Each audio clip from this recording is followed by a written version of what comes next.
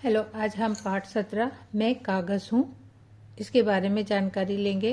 कागज़ हम जिसका यूज़ लिखने पढ़ने के लिए करते हैं। मैं कागज़ हूँ। आज से लगभग 2000 वर्ष पहले मेरा जन्म हुआ था। कागज़ कहता है कि मेरा जन्म 2000 वर्ष पहले ही हो चुका था। इससे पहले लोग तरह तरह की चीज़ों पर लिखते थे, जैसे ईंट, चमड़ा, पेड़ की छाल, पत्ते, लकड़ी आदि। मिस्र के लोग इस काम के लिए पेपीरस नामक पौधे का प्रयोग करते थे। मिस्र के लोग जो थे वो पेपीरस नाम के पौधे का उपयोग करते थे। इसके बाद इसी के लिए उसका आज के पेपर का नाम भी उसी पेपीरस पेड़ के कारण ही पड़ा है। चीन में सैलू नामक एक व्यक्ति रहता था। वह एक दिन लकड़ी को काटकर उससे सपाट कर रहा था। उसने गौर किया, लकड़ी में एक प्रकार के रेशे होते हैं।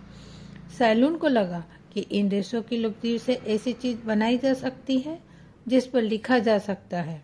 बस वह जुट गया तरह तरह के प्रयोग करने में। अंत में बहुत परिश्रम करने के बाद वह मुझे जन्म देने में सफल हो गया। मतलब असली जन्मदाता पेपर का कौन है? सैलून। ठीक है। उसने पेपर पौधे की जब छाल को चिकना कर रहा था तो उसे पता चला कि उसमें बहुत से रेशे निकलते हैं, तो उसने उसमें मेहनत किया और एक तरह से पेपर का निर्माण किया। सैलून ने मुझे जिस रूप में जन्म दिया वह मेरे आज के रूप से बढ़िया नहीं है, ना ही मुझे बनाने की उसकी विधि बहुत बढ़िया थी। किंतु आज भी जिस विधि से मुझे बनाया जाता है उसका मूल जन्मदाता सैलून ही था। मुझे बनाने वाले रेशे को सेलुलोज कहते हैं। वैसे तो देखो, सेलुलोज पेपिरस का जो धागा निकलता है उसको रेशे निकल रहे थे उसको सेलुलोज कहते हैं। ठीक है, चलिए देखते हैं और आगे क्या है। सेलुलोज अभी पेड़ पौधे में पाया जाता है, किंतु मुझे बनाने के लिए अधिकतर चीड़, देवदार और स्प्रूस आदि पेड़ों की लकड़ी का प्रयोग किया जाता है। इसके अतिरिक्त फटे पुराने लकड़ी के रेशों से भी मुझे बनाया जाता है। यह नरम किस्म का होता है। मुझे बनाने के लिए पहले लकड़ी के बड़े बड़े लट्ठे को काटा छीला जाता है। उसमें पानी मिलाकर आग पर लुगदी तैयार की जाती है। लुगदी को छानने के लिए उसे तार की जाली गतिशील पट्टों पर बिछाया जाता है। घनी लुगदी को दबाकर कागज की परत बनाते हैं, फिर कागज की रील बनती है। मोटे तौर पर यही मुझे बनाने की विधि है। मतलब इसी तरह एक सामान्य पेपर बन जाता है। आजकल यह सारा काम मशीनों द्वारा होता है। जिस फैक्ट्री में यह काम किया जाता है उसे पेपर मिल कहते हैं। सैलून ने जो कागज बनाया था वह मोटा और खुरदुरा था, किंतु आजकल कई प्रकार के कागज बनाए जाते हैं। मोटा, पतला, चिकना, खुरदुरा, सफेद, रंग बिरंगा, सादा, दानेदार, चमकीला, पारदर्शी, ये सब क्या है? पेपर्स के प्रकार से है ना। छापखाने के आविष्कार के साथ संसार में मेरी बहुत मांग भी बढ़ गई। ठीक है। लाखों समाचार पत्र, पत्रिका, पुस्तक, फॉर्म, चिट्ठी भेजने वाले लिफाफे, पोस्ट कार्ड सब मुझसे ही बनते हैं। पहले मैंने बताया था। यही नहीं, आजकल मेरा उपयोग अन्य वस्तुएं बनाने के लिए भी किया जाता है। मोटे कागज के थैले, गत्ते के डब्बे, लैप सेट, पतंगे, पेपर प्लेट, करेंसी नोट, पैसा भी हमारा पेपर से ही बनता है। ठीक है। संसार की उन्नति से मेरा बहुत बड़ा योगदान है, किंतु मेरे कारण बहुत सी समस्याएं भी है।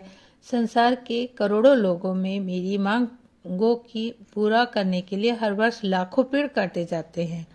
इससे वनों का नाश होता है। देखो भाई, पेपर भी चिंतित है पेड़ों को काटने के लिए। इससे वनों का नाश होता है। लोग मुझे फाड़कर इधर उधर फेंकते हैं, जिससे प्रदूषण होता है। अब लोगों ने इन समस्याओं को कुछ हल ढूंढ निकाले हैं। सबसे पहला तो यह कि जहाँ तक हो सके मेरा उपयोग कम किया जाए। इससे में सबसे बड़ी सहायता कंप्यूटर ने की है। पहले जो दस्तावेज, मोटी मोटी किताबें, फाइलें आदि पर कागज पर तैयार होती थी, अब कंप्यूटर पर आसानी से सुरक्षित हो जाती हैं, है ना।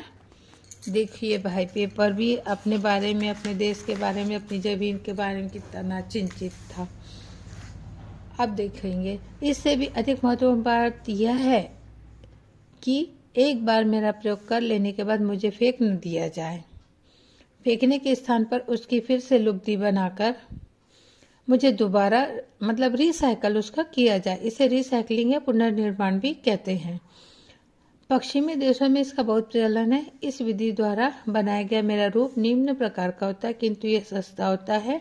इससे मेरी बचत होती है। थैले, चार्ट पेपर आदि बनाने काम आता है।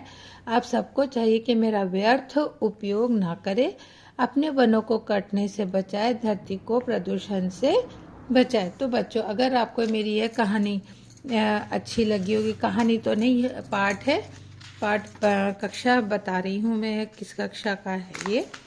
देखें, कक्षा 4 की बुक है।